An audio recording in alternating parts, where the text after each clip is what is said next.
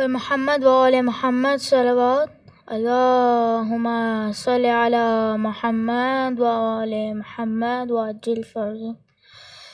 اعوذ باللہ من الشیطان الرجیم. بسم اللہ الرحمن الرحیم. انا انزلناه في ليلة القدر وما أدراك ما ليلة القدر. ليلة القدر خير من 1000 شهر. تنزل الملائكة والروح فيها بإذن ربهم من كل أمر. سلام هي حتى مطلع الفجر. صدق اللہ العلی العظیم. بمحمد وآل محمد صلوات اللہم صل علی محمد وآل محمد وعجل فرجہ.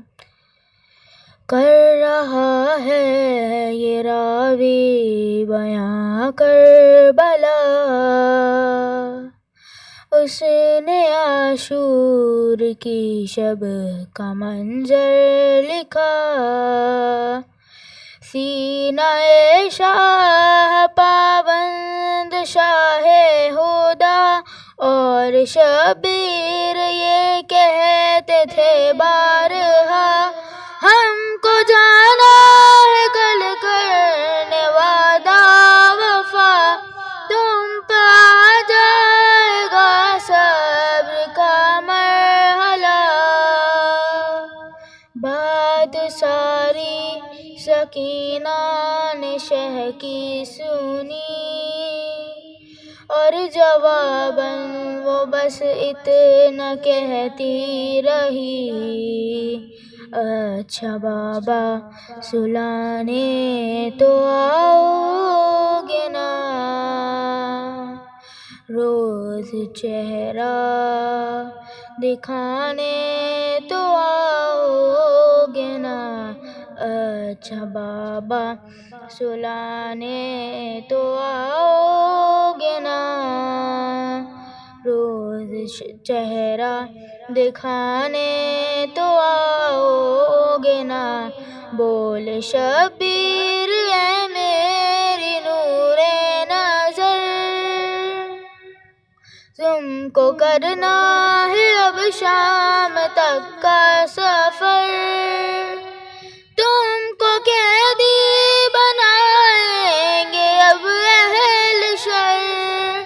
بولی شہزادی مجھ کو نہیں کوئی ڈر، تم کہو تم سلانے تو آؤ گے نا، روز چہرہ دکھانے تو آؤ گے نا.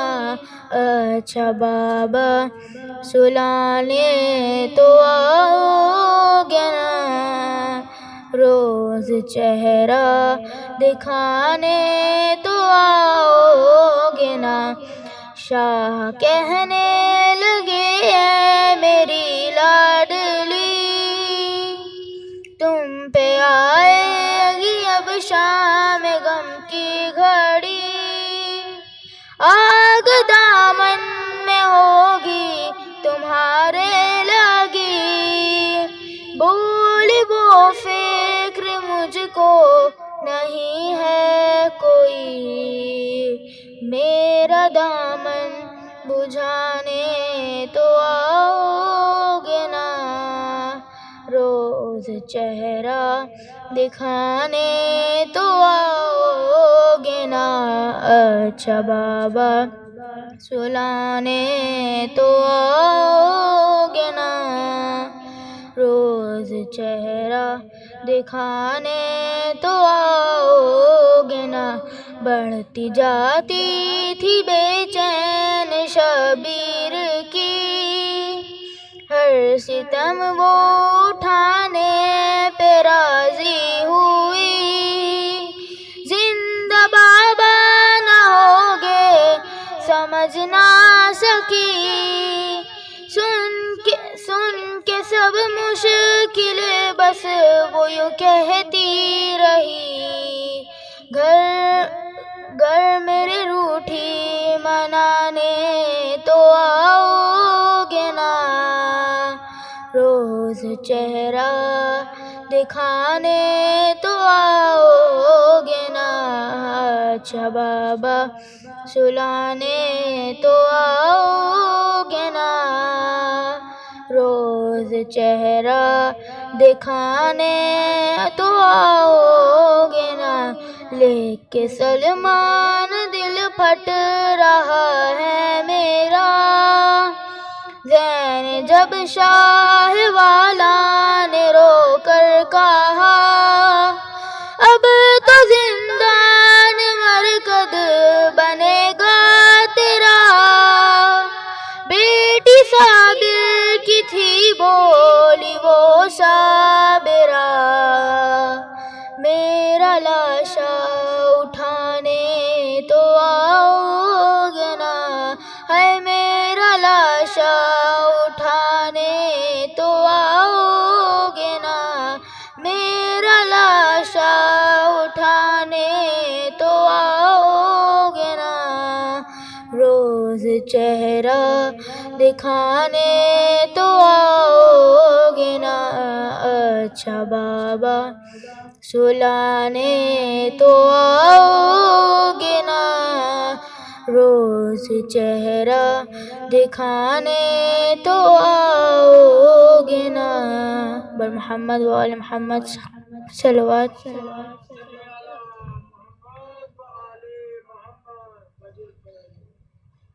جزاک اللہ بیٹا۔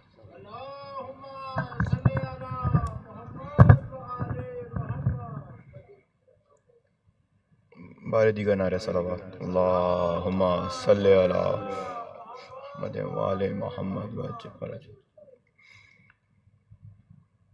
آج بھی زینب کی آتی ہے صدا بھائی حسین، آج بھی زینب کی آتی ہے صدا بھائی حسین، تیرا چہرہ تیری آنکھیں بھول کب پائی حسین، آج بھی زینب کی آتی ہے صدا بھائی حسین، چلتے ناقے سے گرایا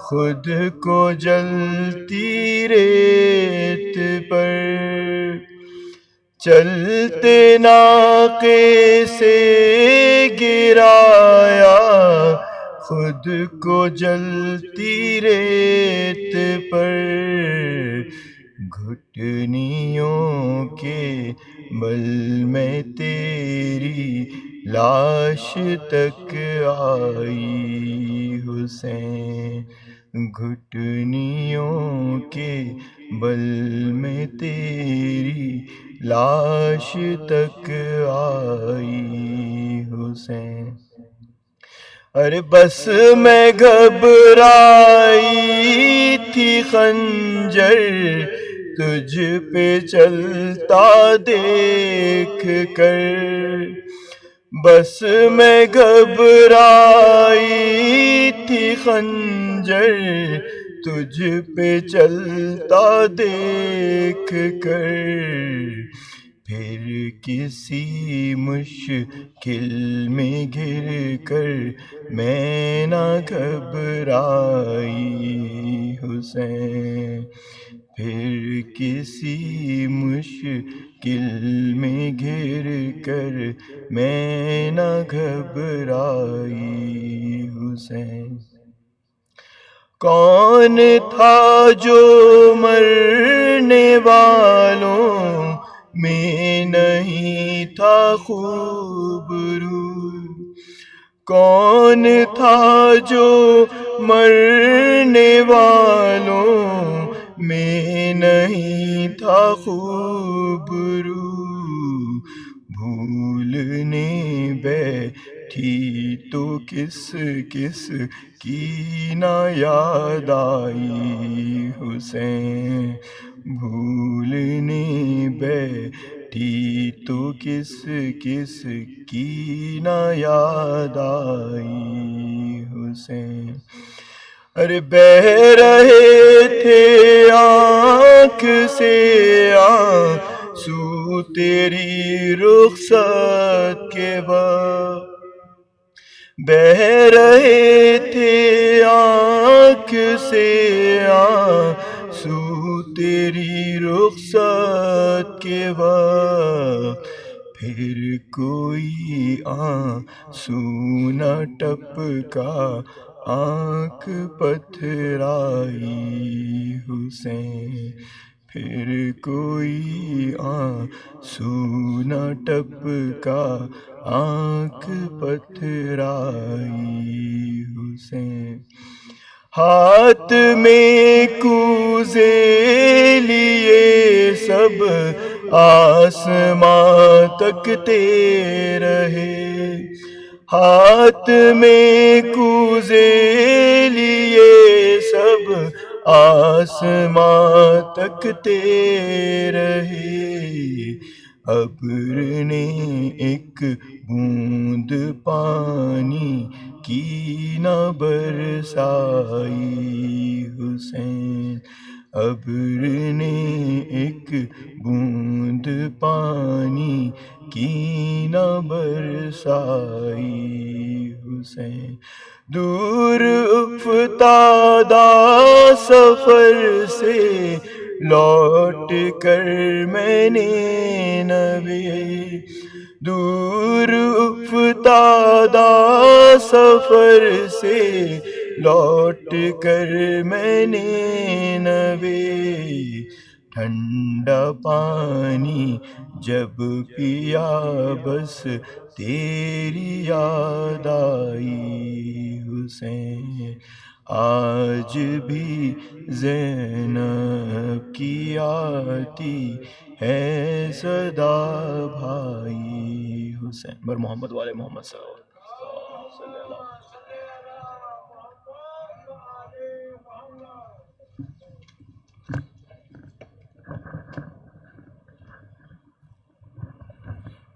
بر محمد وآل محمد صلی اللہ علیہ وسلم۔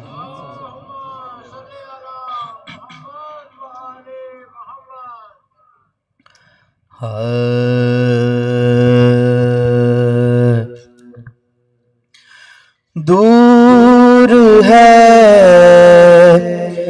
اب دستگاہ جبر و استبداد سے، دور ہے اب دستگاہ جبر و استبداد سے،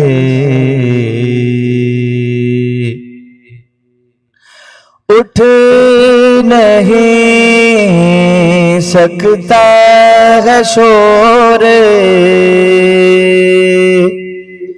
نالو فریاد سے، اٹھ نہیں سکتا ہے شور نالو فریاد سے، نوشبیں جاگا ہوا تھا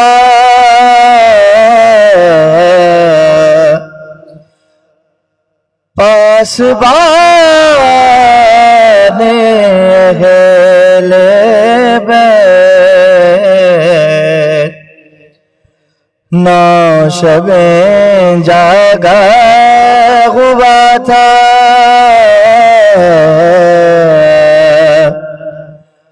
پاسبان اہل بیت سو گیا پہرا بدل کے، سو گیا پہرا بدل کے، زینب ناشاد سے سو گیا پہرا بدل کے، زینب ناشاد سے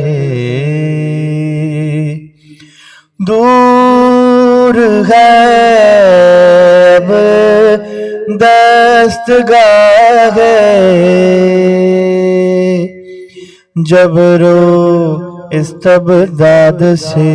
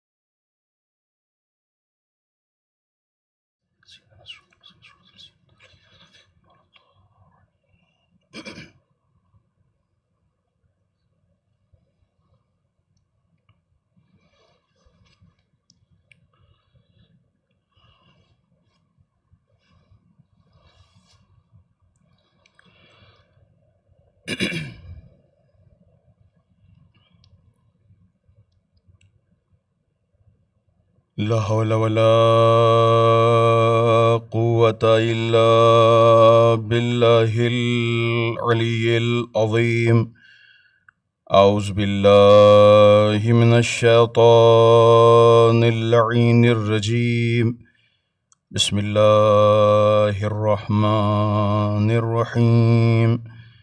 نحمده ونستعينه نستغفره ونشكره ونتوسل إليه ونتوكل عليه نصلي ونسلم على خيارته في خلقه حافظ سره ومبلغ رسالاته سيدنا ونبينا وشفينا ومولانا ومولى الثقلين جد الحسنين بالقاسم محمد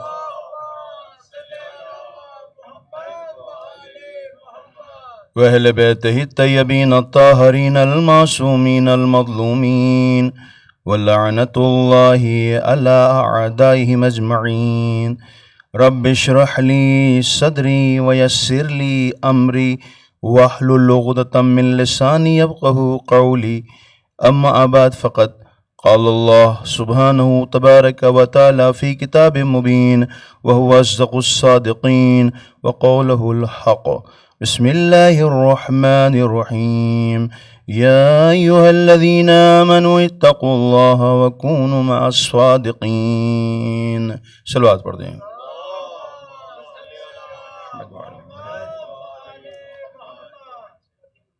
ایک مرتبہ سورہ حمد اور 3 مرتبہ سورہ توحید کی تلاوت فرما کے جملہ مومنین والمومنات مسلمین والمسلمات اپنے تمام مرحومین کے لیے اور بالخصوص مرحوم ہاشم صاحب اور دیگر علماء ان کے لیے سال فرما دیں. صلی اللہ علیہ وسلم صلی اللہ علیہ محمد وعجل فرجهم. بسم اللہ الرحمن الرحیم. الحمد لله رب العالمين الرحمن الرحيم مالك يوم الدين إياك نعبد وإياك نستعين اهدنا الصراط المستقيم صراط الذين أنعمت عليهم غير المغضوب عليهم ولا الضالين بسم الله الرحمن الرحيم قل هو الله أحد الله الصمد لم يلد ولم يولد ولم يكن له كفوا أحد بسم الله الرحمن الرحيم قل هو الله أحد الله الصمد لم يلد ولم يولد ولم يكن له كفوا أحد بسم الله الرحمن الرحيم قل هو الله أحد الله الصمد لم يلد ولم يولد ولم يكن له كفوا أحد اللهم صل على محمد وعلى آله صل على محمد صل على محمد فرجه. اس عشرہ اولیٰ کی یہ آخری مجلس ہے اور بہت بہت آپ سب کا شکریہ کہ آپ نے وقت دیا، حوصلہ افزائی کی، اور منتظمین کا بہت بہت شکریہ کہ بہرحال زحمتیں کی انہوں نے. خدا توفیقات میں اضافہ کرے یقیناً، اور بالخصوص وہ علماء جو یہاں کے اوپر ہیں بھومی، ان کی زحمتیں مشقتیں خدا ان کے درجات میں اور اضافہ کرے انشاءاللہ. اگر نادر وغیرہ جیسے آ جاتے تھے پتہ نہیں چلتا تھا کہ نادر صاحب آ گئے ہیں، کیسے بیٹھتے تھے کہاں بیٹھتے تھے. واقعاً یہ بزرگوار لوگ ہیں کہ جو حوصلہ افزائی کرتے تھے، اور اس میں جو سب سے اہم ہیں وہ آغا ابو طالب طباطبائی صاحب ہیں. بہرحال وہ بزرگوار ہیں، وہ استاد ہیں ہمارے. ہمارا جو رابطہ ہے وہ ہاتف غیبی والا ہے. ہاتف کہتے ہیں عربی میں ٹیلی فون کو، یعنی ہمارا جو رابطہ ہے نہ انہوں نے مجھے دیکھا نہ میں نے ان کو دیکھا. بہرحال عجیب ہے کہ میں آیا یہاں کے اوپر اور منور بھائی سے کہا بھی تھا کچھ ایسا کریے کہ جس سے ہم بہرحال آقا کی زیارت نصیب ہو جائے.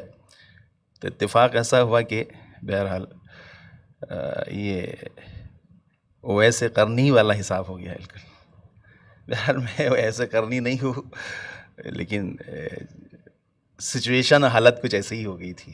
بہرحال بہت بزرگوار ہیں، اور میں سمجھتا ہوں کہ جو بھی یہ مجالس یا جہاں جہاں بھی مجلس پڑھی ہے میں نے، اس میں جتنی اچھی باتیں ہیں وہ سب انہی کے کھاتے کی ہیں، اور جتنی خراب ہیں وہ سب ہمارے کھاتے کی ہیں.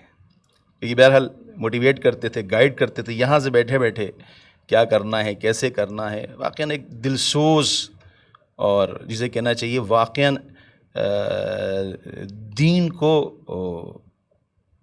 ترویج دینے کے لیے اور دین کو قوی کرنے کے لیے بہرحال یہیں سے وہ تعلیمات دیا کرتے تھے ہم سب کو. اور اکیلا میں ہی نہیں ہوں، نہیں پتہ کتنے ایسے طالب علم ہوں گے جو ان کے زیر سائے ہوں گے. خدا بہت زیادہ ان کے درجات میں اضافہ کریں انشاءاللہ، توفیقات میں اضافہ کریں انشاءاللہ، اور جو حاجات ہیں ان کی انشاءاللہ اسے برآوردہ کرے. ایک صلوات پڑھ دیں محمد والے پر.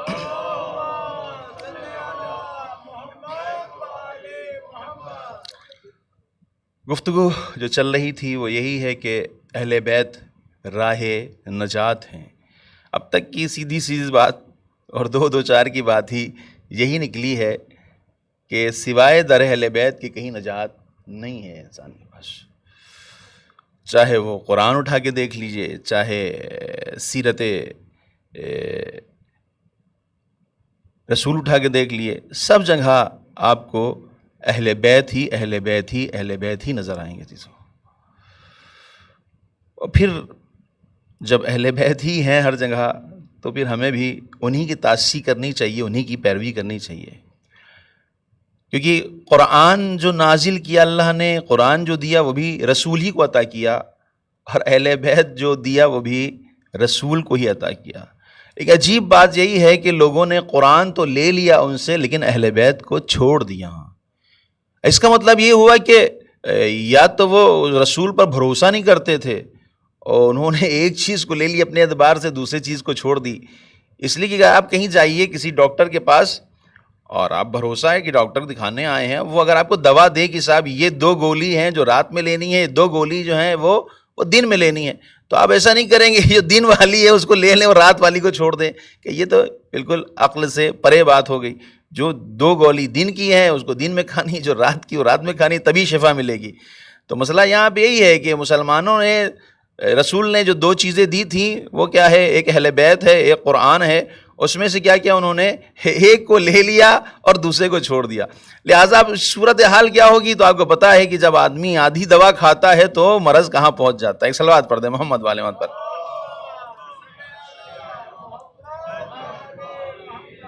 یہی وجہ ہے کہ آپ دیکھیے ایک عجیب اسلام پیش کر کے رکھ دیا, کارٹون بنا دیا. کارٹون کسے کہتے ہیں؟ آپ کارٹون دیکھا ہے؟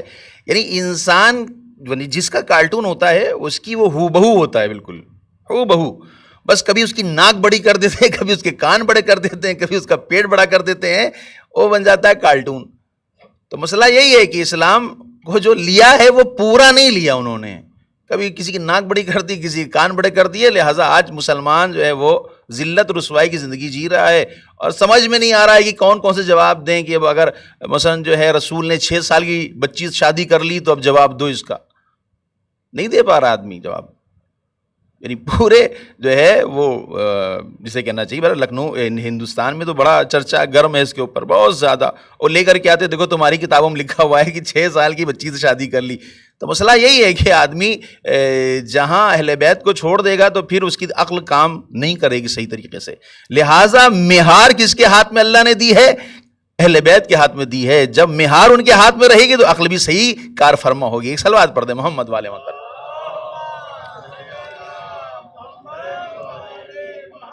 بہرحال یہ پوری اب جو آپ کی 11-12 دن کی گفتگو ہے اس کا پورا خلاصہ آپ کی خدمت میں پیش کرنا ہے. اور وہ یہ ہے کہ اگر آپ دیکھیں کہ اللہ نے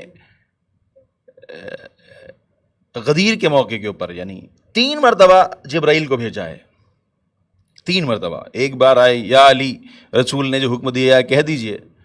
دوبارہ پھر نازل ہوئے یا علی یا رسول اللہ, جو اللہ نے حکم دیا ہے وہ کہہ دیجئے. تیسری مرتبہ کہ بھئی آپ کہہ دیے کیا؟ بسم اللہ الرحمن الرحیم. یا ایھا رسول بلغ ما انزل الیک من ربک وان لم تفعل فما بلغت رسالتہ. اگر یہ آپ نے نہیں کیا تو کار رسالت انجام نہیں دیا. اب سوال یہاں پہ یہ پیدا ہوتا ہے, دیکھیں آپ کہ بھئی اشہد ان لا الہ الا اللہ کہنے والے تھے لوگ کہ نہیں تھے؟ بھئی آخری حج ہے نا یہ رسول کا, تو بھئی اشہد ان لا الہ الا اللہ کہنے والے تھے, اشہد ان محمد رسول اللہ کہنے والے لوگ تھے. فیکٹ تھا بالکل. نماز آ چکی تھی, روزہ آ چکا تھا, حج آ چکا تھا, زکوٰۃ آ چکی تھی, ہے نا, شراب حرام ہو چکی تھی, جوا حرام ہو چکا تھا, تمام چیزیں ہو چکی تھی. ابھی کون سا ایسا حکم تھا کہ جس کی وجہ سے اتنا اہتمام کہ اے رسول اگر آپ نے اس کو انجام نہ دیا تو گویا 23 سال کی زندگی میں جتنی بھی زحمتیں آپ نے کی ہیں وہ سب آپ کی. بھئی قرآن کہہ رہا ہے, میں نہیں کہہ رہا. وَإِن لَمْ تَفْعَلْ, اگر اس کو انجام نہ دیا, فما بلغت رسالتہ, تو رسالت ہی آپ کے انجام نہیں پائی صحیح طریقے سے, ہے نہیں. تو کون سا حکم ہے ایسا کہ جس کی وجہ سے اللہ نے اس حبیب کو کہ جس کو راتوں رات لے گیا معراج کے اوپر, جو کعبہ قوسین ادنیٰ کی منزل پر فائز ہو, جہاں جتنے بھی آپ قرآن میں جہاں جہاں بھی رسول کا ذکر اللہ کر رہا ہے وہاں مخاطب ہو کہہ رہا ہے یا یاسین ہے, یا ایھا المزمل, یا ایھا المدثر, لیکن یہاں خطاب ہو رہا ہے یا ایھا الرسول. یعنی کوئی ایک ایسی چیز ہے کہ جس کی وجہ سے اب اللہ تھوڑا سا جسے کہنا چاہیے سخت ہو رہا ہے کہ بھیا اب یہ والا کام جو ہے آپ کو کرنا پڑے گا, ہے نہیں. یا ایھا رسول بلغ ما انزل الیک من ربک وان لم تفعل فما بلغت رسالتہ واللہ یعصمک من الناس. تو آپ ڈر اور خوف کی وجہ سے کیا ہے, آپ ڈر اور خوف کی وجہ سے اس امر کو نہ دیں, بلکہ ہم کیا ہیں, ہم آپ کو ان کے شر سے محفوظ رکھیں گے. ہاں, جب اللہ نے شر سے محفوظ رکھنے کا حکم دے دیا تو اب رسول آتے ہیں, ممبر بنواتے ہیں کجاووں کا, اور پھر کھڑے ہو کہتے ہیں من کنت مولا فہذا علی مولا, جس کا میں مولا اس کے یہ علی مولا.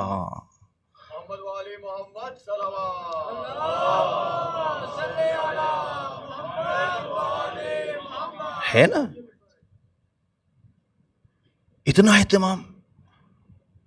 مگر یہ رسول پہلے نہیں بتا چکے تھے؟ نہیں، یہاں پر مجمع تھا، یعنی تاریخ اسلام میں جتنا بڑا مجمع یہاں ہے اصلاً کہیں نہیں تھا، اس لیے کہ مدینے کے، مکے کے، حجاز کے، کہاں کے سب لوگ اکٹھا ہو گئے تھے، سب لوگ اکٹھا تھے وہاں پر۔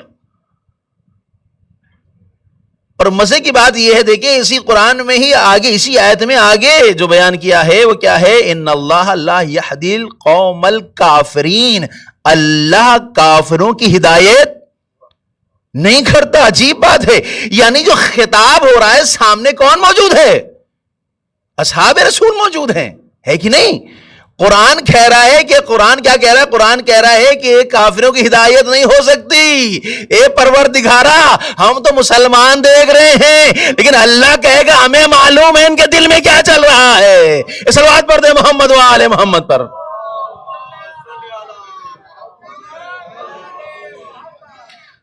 اللہ دیکھ رہا ہے کیا چل رہا ہے، ہماری جو آنکھیں نہیں دیکھ پا رہی ہیں، ہے نہیں؟ اچھا عجیب بات ہے، آپ دیکھیں کہ جب سب چیزیں ہو گئی تھی، اشہدو اللہ الہ الا اللہ ہو گیا، اشہدو ان محمد رسول اللہ ہو گیا، نماز، روزہ، سب کچھ مہیا، اب یہ ایک اہم حکم تھا اللہ کا، اب اس کو بھی دے دیا گیا۔ اس کا مطلب کیا ہوا کہ اگر اس امر سے پہلے کوئی مر جائے تو جنتی ہے کہ نہیں ہے؟ بھئی ابھی حکم ہی نہیں آیا، تو جب حکم ہی نہیں آیا تو مر گئے تو جنتی ہے۔ بھئی مثال کے طور کے اوپر اگر ایک انسان نے نماز پڑھی اور روزے کا حکم نہیں آیا اور مر گیا تو یہ جنتی ہے کہ نہیں ہے؟ بھئی نماز کا حکم آیا تو اس نے کام کر لیا، اپنا ٹھیک ہو گیا۔ بھئی روزے کا حکم آ گیا، حج کا حکم نہیں آیا، اسے نماز بھی پڑھی، روزہ بھی رکھا، حج انجام اس لیے نہیں دیا کہ حکم نہیں آیا تھا اور مر گیا، ایسی صورت میں کیا ہوگا؟ وہ جنتی ہے کہ نہیں ہے؟ اس لیے کہ اس نے اللہ کے حکم کو انجام دیا۔ تو مسئلہ یہی ہے کہ تمام چیزیں ہوتے ہوتے یہاں تک پہنچی کہ اب اگر تم نے علی کی ولایت سے پہلے، اگر علی کی ولایت سے پہلے مر گئے تو جنت ہے، لیکن علی کی ولایت کے بعد مر رہے ہو اور علی کی ولایت کو نہیں مان رہے ہو تو بھی جہنم ہے۔ صلوات پڑھ دے محمد و آل محمد پر۔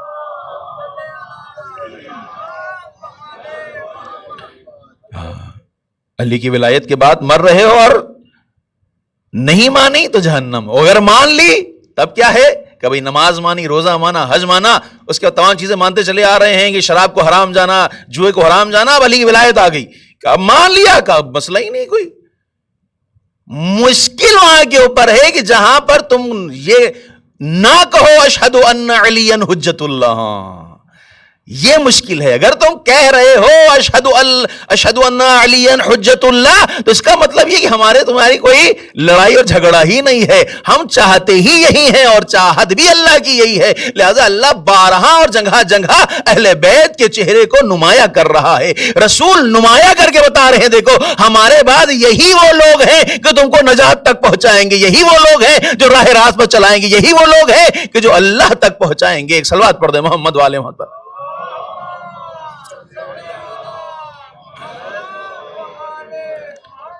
ہے نا؟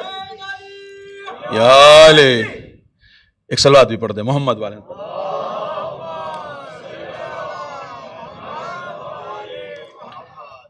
اس کا مطلب کیا ہوا؟ اس کا مطلب یہ ہوا کہ پتہ چلا کہ جناب والا اگر اشہد اللہ الہ الا اللہ، اشہد ان محمد رسول اللہ کہہ رہا ہے اور اشہد ان علی ولی اللہ نہیں کہہ رہا ہے تو اللہ کیا کہہ رہا ہے؟ اللہ کہہ رہا ہے ان اللہ لا یہدی القوم الکافرین، کافر کی ہدایت نہیں ہو سکتی۔ ہاں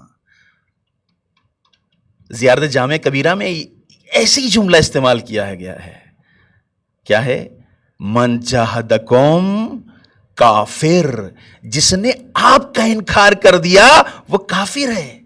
صراحتاً جامع کبیرہ، جس نے آپ کا انکار کیا، کس کا؟ اہل بیت کا، جس نے اہل بیت کا انکار کر دیا وہ کافر ہے۔ اللہ بھی کہہ رہا ہے، رسول بھی کہہ رہے ہیں، اور آل رسول بھی یہی کہہ رہے ہیں، انکار کر دیا۔ لوگ کہہ رہے ہیں کہ بتائیے رسول کہ عبداللہ ابن عمر سے کہ اگر تمہارے ابا ہوتے تو ہمارے ساتھ ہوتے، ارے کہاں سے ہوتے؟ ابائی کا جب انکار کر دیا تو بیٹے کے ساتھ کیسے ہو سکتے ہیں؟ پاسبل ہے کوئی امکان ہے؟ اصلاً ممکن نہیں ہے۔ اور اللہ اسی لیے کہ اللہ ولایت کے سلسلے سے بڑا سخت ہے، بڑا سخت ہے۔ اب چونکہ زیادہ وقت نہیں رہا، نہیں تو جو انبیاء کی جو زندگی گزری ہے اور جن لوگوں نے اہل بیت السلام کی ولایت کو قبول کیا اور جنہوں نے تھوڑا مکث کیا تو ان کے ساتھ کیا کیا ہوا، یہ بڑا مسئلہ ہے یہاں، یہ مسئلہ ہے اس کے اندر. تو وہ ہم آپ کو ایسے ہی چھوڑ دے گا؟ بتائیں ممکن ہے ایسا کہ اہل بیت کو نہ مانے لگا ٹھیک چل جائے گا؟ ہوگا امکان؟ نہیں رکھتا جی صاحب. یعنی پتہ چلا کہ جو پورا سلسلہ چل رہا ہے وہ یہی ہے کہ جو بھی اہل بیت کو مان رہا ہے اللہ کیا کر رہا ہے؟ اس کے ساتھ ہمدردی کر رہا ہے. آپ کہیں گے یہ کیسے بات کر رہے ہیں کہ اہل بیت کے ساتھ ہے اور گناہ گار مثلا؟ بھائی ہم گناہ گار ہیں کہ نہیں ہیں؟ خطا کار ہیں کہ نہیں ہیں؟ بھائی نماز بعض کہتے نہیں کہ صاحب یہ جو آنسو ہے یہ کیسے بخشوائے گا؟ اس نے نماز نہیں پڑھی ہے کیسے بخشوائے گا؟ روزہ نہیں رکھا ہے کیسے بخشوائے گا؟ حج نہیں کیا ہے کیسے بخشوائے گا؟ عجیب بات ہے واقعا. لیکن وہ اہل بیت کے ساتھ ہے. دیکھیے شرط ہے کہ وہ اہل بیت کے ساتھ ہے. تو اب پتا چلا کہ یہاں کے اوپر جب اللہ نے جب رسول نے من کنت مولا کہہ دیا تو اب اللہ کیا کہہ رہا ہے؟ الیوم اکملت لکم دینکم واتممت علیکم نعمتی فرضیت لکم اسلام دینا. یعنی میں آج تمہارے دین اسلام سے راضی ہو گیا.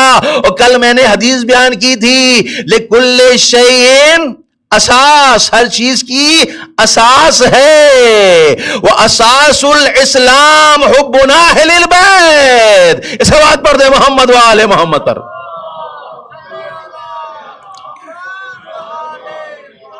یعنی پتا چلا کہ جو ہر چیز کی اساس ہے اور اساس اسلام کی اہل بیت کی محبت ہے. اور اللہ یہاں کہہ رہا ہے ہم تمہارے دین اسلام سے راضی ہو گئے. تو وہ کون سا دین اسلام ہے کہ جس میں اہل بیت کی محبت پائی جا رہی ہو؟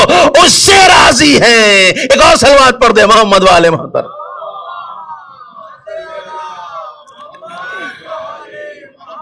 اب بھیا اللہ راضی تو کیا کیا جائے؟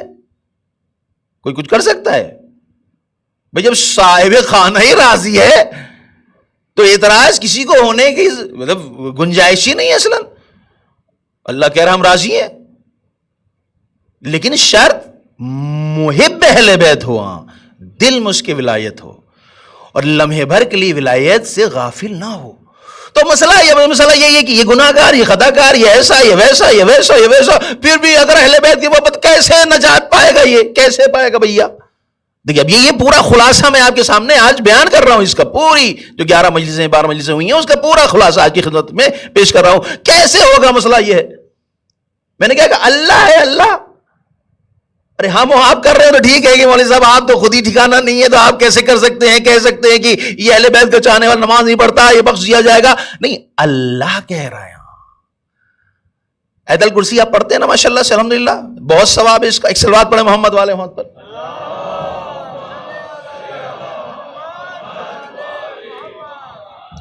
آیت الکرسی بڑی پاورفل چیز ہے، بڑی پاورفل چیز ہے. بڑی روایتیں اس کے لیے روایت یہ ہے کہ جو شخص ہر نماز واجب کے بعد آیت الکرسی پڑھے گا اس کی روح بڑے آسانی سے پرواز کر جائے گی. یہاں یہ ایک فائدہ اس کا. دوسرا فائدہ یہ ہے کہ جو شخص آیت الکرسی کی تلاوت کرے گا اس کا قلب ہمیشہ منور رہے گا، روشن رہے گا. جو شخص اپنی آنکھوں پر آیت الکرسی پڑھے گا وہ یعنی ایسا ہو جائے گویا وہ چیزیں جو نارملی نہیں دکھتی ہوں گی وہ بھی انہیں دیکھنے لگے گا. آیت الکرسی کے لیے اب دیکھیں کیا ہے، کیوں اتنی تاکید کی جا رہی ہے آیت الکرسی کے لیے میں ابھی بیان کروں گا. وہ بات اپنے ذہن میں رکھیے گا آپ کہ کس طرح سے گناہگار خطا کار کو کیسے اللہ نجات دے گا، کیسے دے گا نجات. اب چونکہ آ گئی ہے تو 2-3 باتیں اس سلسلے میں عرض کرتا چلوں کہ کس طرح سے نجات ملے گی. کہ اگر آپ آیت الکرسی کو ایصال کریں مرحومین کے لیے، اصل تو روایت میں ہے کہ قبر پہ جا کر کے پڑھے آیت الکرسی. قبر ہے، کسی بھی قبر ہے، کسی عزیز اقارب کی کسی کی بھی قبر ہے، اس پر اگر آیت الکرسی پڑھتا ہے تو بڑی فضیلتیں ہیں. لیکن باہر طبیعہ مثلا مثال کے طور کے پر آدمی وہاں پہ نہیں ہے لیکن ایصال کرنا چاہتا ہے، اس کی فضیلت دینا چاہتا ہے تو کہا جو شخص آیت الکرسی کی تلاوت کرے گا اس کو مرحومین کے لیے ایصال کرے گا، روایت میں ہے کہ 40 نور اس قبر میں وارد ہو جائیں گے اور اس قبر کو وسیع کر دیں گے. عجیب بات ہے. ہاں 40 نور، ایک نور ہی کافی ہے، چھوٹی سی قبر ہے. کہنے نہیں مسئلہ یہ چھوٹی چھوٹی کی بات نہیں ہے، ابھی آگے تو بات سنیں کہ آگے کیا ہے. کہ یہ 40 نور جب وارد ہوں گے تو اس کی قبر کو بڑا وسیع کر دیں گے اور خود اس مرحوم یا مرحومہ یا جو بھی جس کو بھی ایصال کر رہے ہیں اب تمام مرحومین کے لیے ان کے درجات میں اضافہ ہو جائے گا. اور بات یہاں ختم نہیں ہوئی ہے بلکہ ایک صلوات پڑھ دے محمد پر.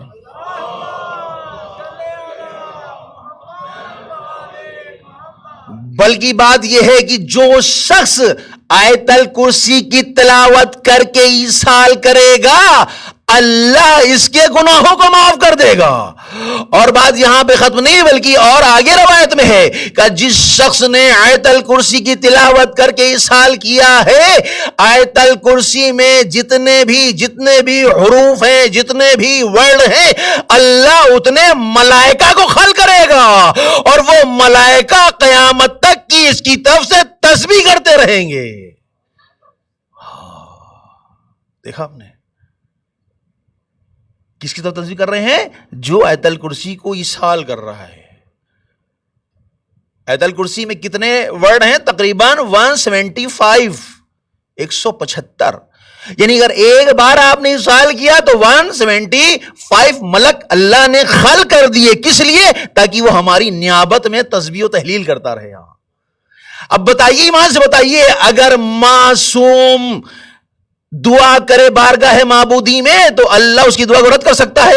امکان ہے. اور پھر اللہ ہی تو خل کر رہا ہے. عجیب بات یہ ہے کہ اللہ ہی خل کر رہا ہے تو کس طرح سے نجات ملنا ہے کہ نجات ایسے ہی ملے گی کہ تم دوسروں کو نجات دو گے تم کو اللہ نجات دیتا چلا جائے گا. اس بات پڑھ دے محمد وآل محمد پر.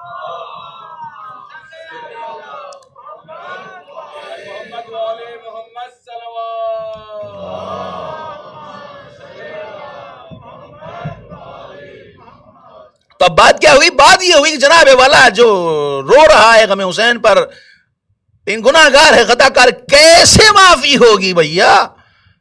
آیت الکرسی آئیے.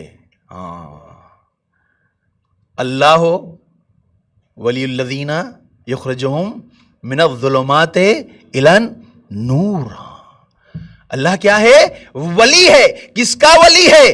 جو ایمان لانے والا ہو. بڑی توجہ چاہ رہا ہوں میں. پچھلی گفتگو پر یاد ہے نہیں کہ الیوم اکملت لکم دینکم یعنی ایمان کامل ہو گیا جس کا. بھئی جب دین کامل ہوا علی کی ولایت سے تو ایمان بھی کامل ہوا علی کی ولایت سے.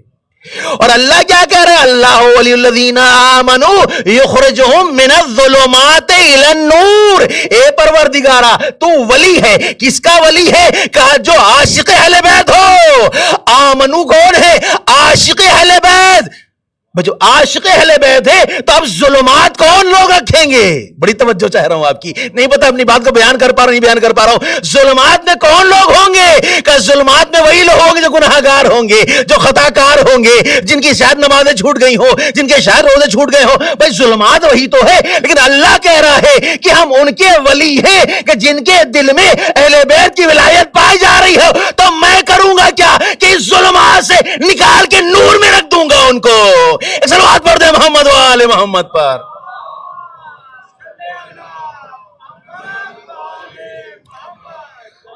ایک اور صلوات پڑھ دے محمد وآل پر.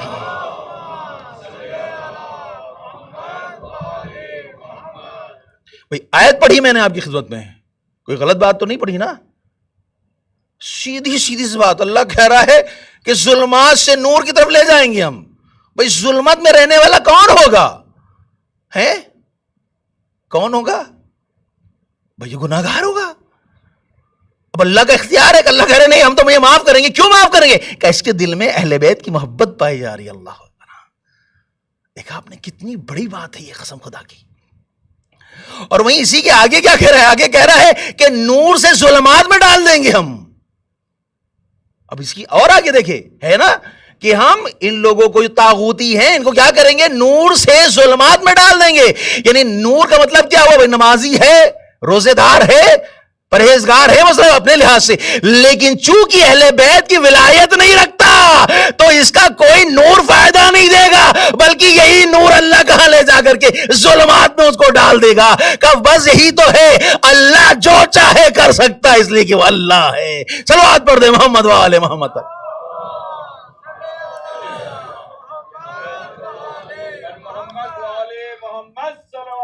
اللہم صلی علی محمد و آل محمد وجل فرجہم، ہے نہیں؟ اللہ ولی الذین آمنوا یخرجہم من الظلمات الی النور والذین کفروا اولیہم الطاغوت یخرجونہم من النور الی الظلمات۔ ختم، نماز تھی ختم، روزہ، حج، زکوٰۃ، خیرات کچھ نہیں۔ کہا کیوں؟ کہ ولایت نہیں ہے تمہارے پاس، ولایت نہیں تمہارے پاس۔ کہ یہ کیوں چلا گیا؟ یہ نماز نہ روزہ نہ کچھ نہ کچھ نہ کچھ، کہ یہ ولایت رکھتا تھا، ولایت تھی اس کے پاس، بگڑ گیا تھا۔ اب میں مثال دے تو کہ بات اور اچھے سے واضح ہو جائے، جو بچے ہوں اچھے ذہن میں بیٹھ جائے ان کے، صلوات پڑھ دے محمد والے محمد پر۔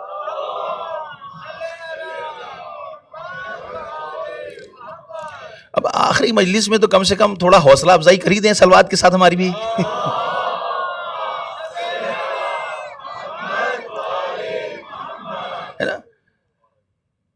اب فرض کرے آپ کے پاس ایک ہیرا تھا، ہیرا، ڈائمنڈ تھا، وہ گندگی میں گر گیا،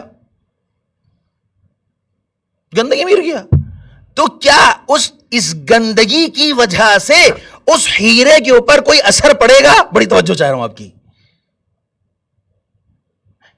ہے ہیرا تھا کہ بس چھوٹ گیا، گندگی میں چلا گیا، ارے یہ کیا ہو گیا؟ آپ چھوڑ دیں گے اسے؟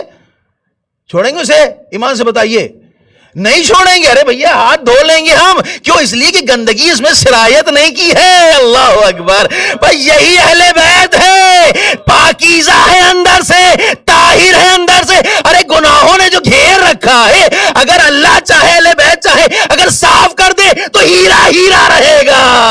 صلوات پڑھ دے محمد و آل محمد پر۔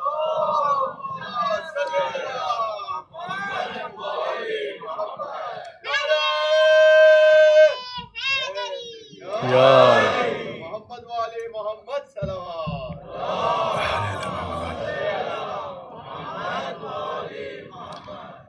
اور وہی اگر اشغال ہو، گندگی ہو، اس کے اوپر سونے کی پالش کر دی ہو تو کیا اس اشغال، اس گندگی کی قیمت اس سونے کے پانی سے بڑھ جائے گی؟ نہیں بڑھے گی۔ ہاں وہ ویسے ہی رہے گا، ہے نا؟ جیسے ایک ہی مصرع بتاؤں گا، دوسرا نہیں بتاؤں گا۔ کیا ہے کہ نہالے دودھ میں کوا تو بگلا ہو نہیں سکتا۔ آگے والا نہیں بتائیں گے لیکن اللہم صلی علی محمد وآل محمد وجل۔ یہی ہے اصل، یہ نماز، یہ روزہ، یہ چیزیں جتنی بھی ہیں، اگر ولایت نہیں پائی جا رہی ہے تو پھر نہانے سے کوئی فائدہ نہیں ہے۔ ہاں لیکن ولایت پائی جا رہی ہے اگر، ہاں یہ کرن موجود ہے، یہ ہمارا کنیکشن ہے، یہ کنیکشن ہے۔ اور میں سمجھتا ہوں اس سے اچھی مثال نہیں ہو سکتی کہ اگر ہیرا پہ گندگی چڑھ جائے، گندگی لگ جائے تو ہیرا ہی رہے گا، ہیرے میں کوئی کمی نہیں آئے گی۔ اہل بیت کے چاہنے والے کیا ہیں؟ ہیرا ہیں، ہیرا۔ امام زمانہ یہ اپنی توقیع میں کہتے ہیں کہ پروردگارہ یہ ہماری بچی ہوئی مٹی اور نور سے خلق ہیں، ہاں یہ گناہ گار ہیں، خطا کار ہیں، ہمارے خمس کے عوض میں ان کے گناہوں کو معاف کر دیا۔ عجیب بڑی بات ہے واقعا، اتنا لطف کرم اپنے امام کر رہے ہیں۔ ہاں لیکن شرط یہ ہے کہ ہمیں اپنے امام سے بالکل رابطے میں رکھنا ہوگا اپنے آپ کو، ہر لمحے، ہر وقت، ہر آن۔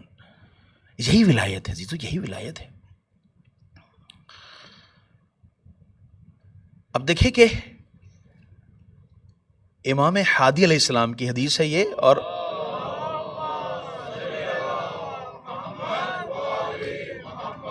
مطالع الانوار کتاب کا نام ہے، آغا تہرانی کتاب ہے، اس میں حدیث یہ نقل ہے، اور یہ نقل کس سے بتایا آپ سے؟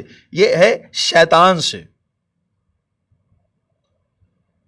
بڑی خوبصورت حدیث ہے، بہرحال جو بزرگ ہیں انہوں نے سنی ہوگی، جوانوں کے لیے عرض کر رہا ہوں میں، بڑی خوبصورت حدیث ہے۔ اور کس سے ہے یہ؟ حضرت ابلیس سے، لیکن مولا نقل کر رہے ہیں کہ دیکھو یہ کہا اس نے، وہ کہا کیا ہے نا. ایک صلوات پڑھیں محمد والے محمد پر.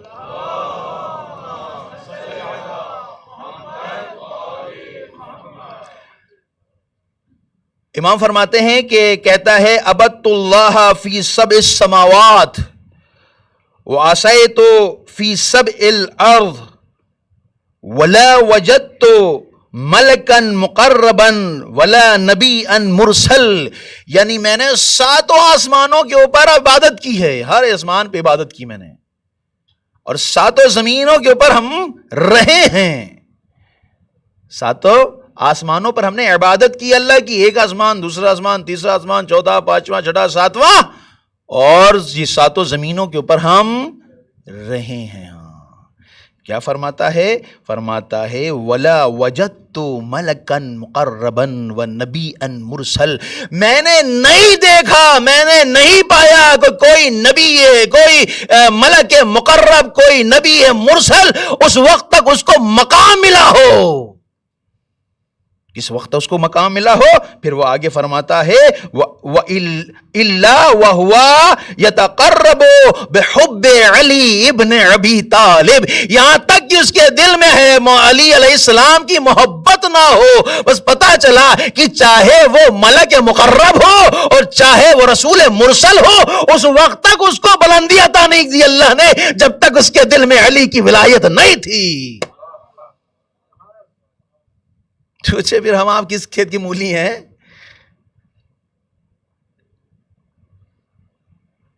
ملک نہیں بڑھ پا رہا ہے، رسول نہیں بڑھ پا رہے ہیں، مگر یہ کہ ولایت اہل بیت کا ہونا ضروری ہے. ہمارے لیے تو بدرجہ اولا، پھر درجے اولا، کیونکہ بھئی ملک بھی معصوم ہے اور انبیاء بھی معصوم، ہم تو غیر معصوم، گناہوں کا پتلا. تو ہمیں تو زیادہ ضروری ہے کہ ہم ان کے ساتھ جو ہے ساتھ رہے، تاکہ اپنے آپ کو سیو بھی کرتے جائیں اور ہماری نجات بھی ہوتی جائے. دیکھا آپ نے یعنی کس طرح سے اہل بیت اسلام کی جو فضائل اور کمالات ہیں اللہ رسول اس کو بیان کرنا چاہتا. لیکن اب مسئلہ یہ کہ ایک آدمی چاہتا ہی نہ ہو قبول کرنا کسی بھی ریزن سے، ہو سکتا ہے پیٹ میں حرام بھرا، ہو سکتا ہے اصلا نجس الخلقت ہو اس کی، کہ یہی دو کئی چیزیں ہیں نا کہ جس کی وجہ سے اہل بیت سے انسان دور ہوتا. وگرنہ ہر انسان، اگر کسی بھی انسان کے اندر طہارت پائی جا رہی ہو، تو چاہے وہ یہودی ہو، چاہے مسیح ہو، چاہے وہ سکھ ہو، چاہے عیسائی ہو، چاہے کسی بھی مسلک کا ہو، وہ اہل بیت سے کیا رہے گا؟ متاثر رہے گا، متاثر رہے گا اگر طہارت پائی جا رہی اس کے اندر. جیسے ہمارے کیا ہندوستان میں باقاعدہ یہ 10 دن میں باقاعدہ جتنے بھی بڑے بڑے لوگ ہیں ان کے اقوال لگتے ہیں، گاندھی جی نے صاحب کیا کہا، فلاں نے کیا کہا، فلاں نے کہا کیا، اہل بیت کے سلسلے سے، حسین کے سلسلے سے، یعنی متاثر ہے ان سے وہ.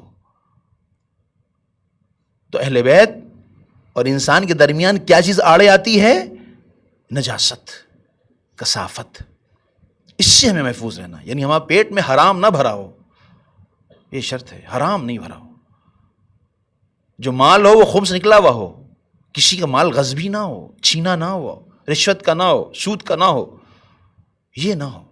اگر یہ ہے تو پھر اہل بیت سے دوری ہو جائے گی. ہاں لیکن اگر کلیئر ہے، گناہ ہے، ٹھیک ہے، چل جائے گا، یہ چل جائے گا. لیکن جہاں یہ بڑی چیزیں آ گئیں گی تو تب پھر وہ حائل ہو جائے گا، تب مسائل پیدا ہو جائیں گے. اسی لیے اہل بیت نے جو سب سے زیادہ تاکید کی ہے وہ ان چیزوں پہ کی ہے. لہٰذا آپ نے دیکھا یعنی کل خلاصہ کیا ہے کہ قرآن بھی اگر آپ دیکھیں تو اللہ بھی کہہ رہا ہے کہ بھیا ہم ان کو ظلمات سے نور کی طرف لے جائیں گے، ان کو نور سے ظلمات کی طرف لے جائیں گے. اب کیا کر سکتے ہیں بتائیں؟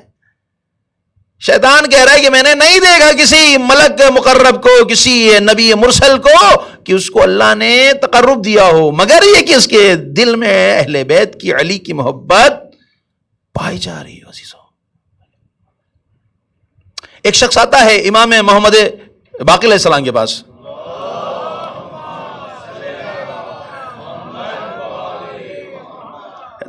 بہرحال اگر کچھ 10 منٹ دیر ہو جائے تو بہرحال معاف کیے گا. بہرحال تاکہ آخری مجلس ہے اور میں چاہتا ہوں کہ پوری بات کو آپ کی خدمت میں پیش کرتے چلوں. ایک شخص آتا ہے امام محمد باقر علیہ السلام کے پاس اور مولا سے کہتا ہے کہ مولا میں آپ سے محبت کرتا ہوں، آپ کے محب سے محبت کرتا ہوں، جس کو آپ نے حلال قرار دیا ہے اس کو حلال جانتا ہوں، جس کو آپ نے حرام قرار دیا اس کو حرام جانتا ہوں، اور میں اس پر عمل بھی کرتا ہوں، یعنی حرام چیز کو حلال چیز کو انجام دیتا ہوں، حرام چیز کو انجام نہیں دیتا۔ کیا ہماری نجات ہے؟ تاریخ میں لکھا ہے امام باقر اسلام 3 مرتبہ کھڑے ہو گئے، ایک مرتبہ کھڑے ہوئے، پھر دوسری مرتبہ، پھر اس سے کہا کہ تم جنتی ہو، تم جنتی ہو۔ ایک مرتبہ جب اس نے سنا جنتی ہونا اپنے بارے میں تو لرز گیا، کانپ گیا، آنکھوں سے آنسو جاری ہو گئے، کہا آقا ایک بار اور کہہ دے، ایک بار اور کہہ دے۔ پھر مولا کہتے ہیں کہ تم جنتی ہو۔ ہاں، آتا ہے مولا کے ہاتھوں کو بوسہ لیتا ہے، اس کو جب جانے لگتا ہے تو مولا خطاب کر کہتے ہیں کہ اگر تمہیں دیکھنا ہے کہ جنت میں لوگ کیسے ہوں گے تو اس کو دیکھ لو۔ اللہ اکبر، عجیب ہے، یہ ہے جنت کا دیکھنا ہے تو جنت میں کیسے لوگ ہوں گے، اس کی طرح لوگ ہوں گے۔ عزیزو سوچیں آپ کتنا اہتمام کیا جا رہا ہے، اور کیوں نہ کیا جا رہا ہو۔ خود خدا بھی کہہ رہا ہے، آپ دیکھیں امام صادق علیہ السلام کی حدیث ہے،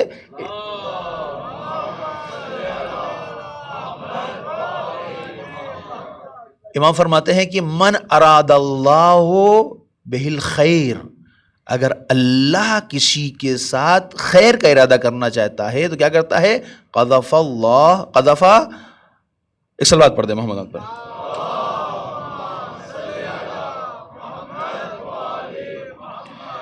قذفا فی قلبہ حب الحسین، اگر اللہ کسی کے ساتھ خیر کرنا چاہتا ہے تو وہ اس کے دل میں حسین کی محبت ڈال دیتا ہے اور حسین کی زیارت کی محبت ڈال دیتا ہے۔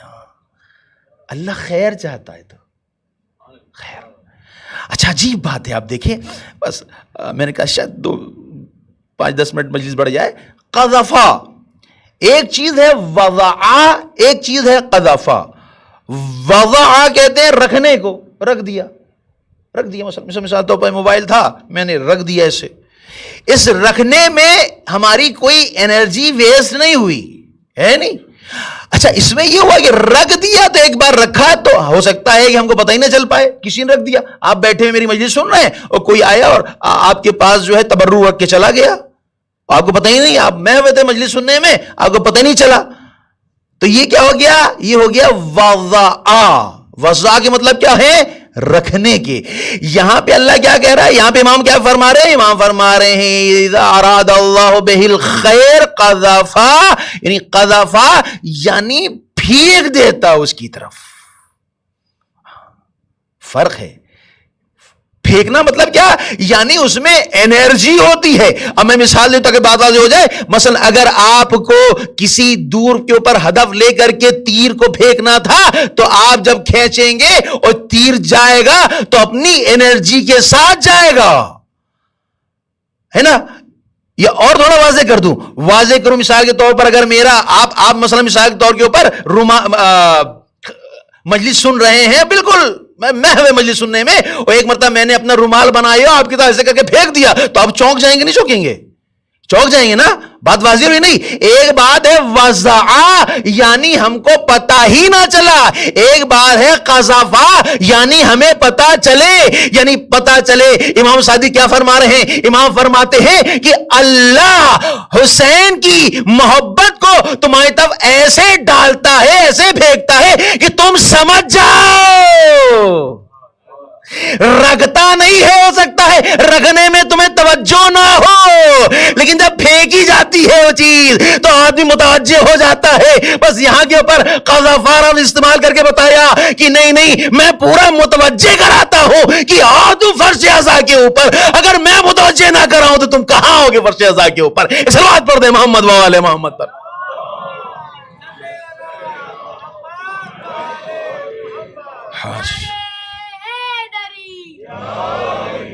محمد والے محمد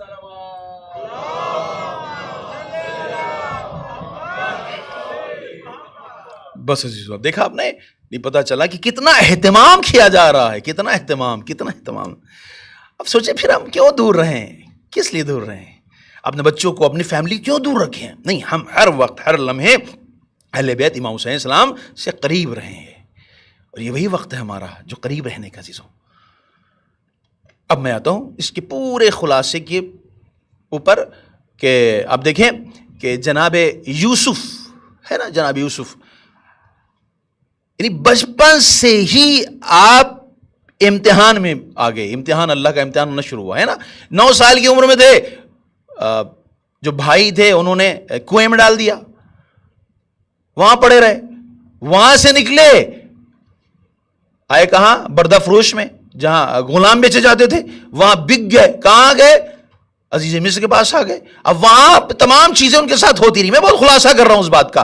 ہم مطلب اس بتانا چاہتے ہیں کس طرح سے امام حسین علیہ السلام نجات کی کشتی ہیں، اور سری نجات ملتی ہے. الگ مسئلہ یہ نہیں کہ تم حسین پر رو دیے ہو تو یعنی نجات پکی ہے، فیکٹ ہے بالکل. اب تک کی جو ہم نے آپ کے سامنے دلائل پیش کی اس میں ذرہ برابر بھی کوئی شک و شبہ گنجائش نہیں ہے اصلاً.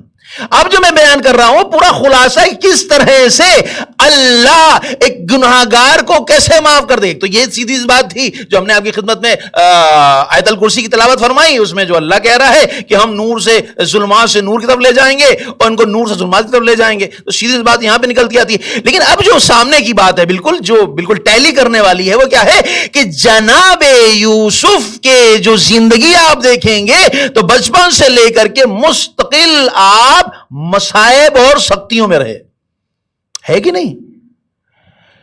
ان مصائب. اچھا ایک بات آپ کی خدمت میں عرض کرتا چلوں کہ جب اللہ کسی کے اوپر کوئی بلا نازل کرتا ہے، کوئی سختی نازل کرتا ہے تو اس کے عوض میں اسے بہتر چیز عطا کرتا ہے. ہاں یہ فیکٹ ہے بالکل.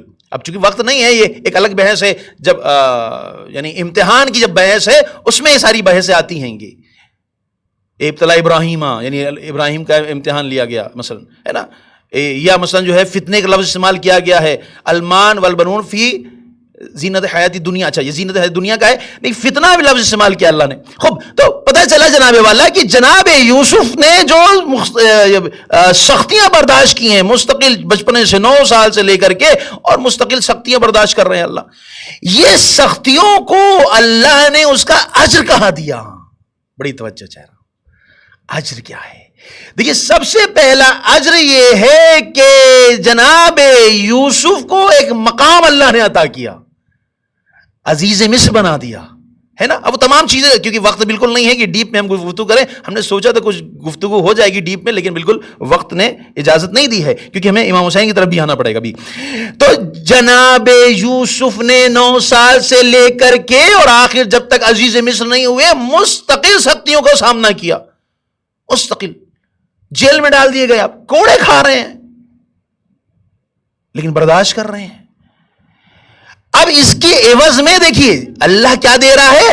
اس کے عوض میں ان سختیوں کے عوض میں اللہ نے کیا کیا کہ اللہ نے یوسف کو عزیز مصر بنا دیا. وہ بھائی جو گمراہ تھے، بڑی توجہ چاہ رہا ہوں، وہ بھائی جو گمراہ تھے، وہ بھائی جو جن کے دل میں حسد تھا، وہ بھائی جو گناہگار تھے، وہ بھائی جو قصد رکھتے تھے جناب یوسف کے قتل کا، ان بھائیوں کو ہدایت کس کی طرف سے ملی؟ جناب یوسف کی طرف سے. کیونکہ جب راز فاش ہو گیا کہ یہ تو ہمارے بھائی ہیں تو اب شرمندہ ہو گئے سب کے سب. اب کہنے لگے کہ یوسف ہم نے بڑی غلط کام کیا ہے. تو جناب یوسف کے جملے کیا ہیں؟ کہتے ہیں کہ ہماری طرف سے کوئی گلہ نہیں ہے. اللہ اکبر.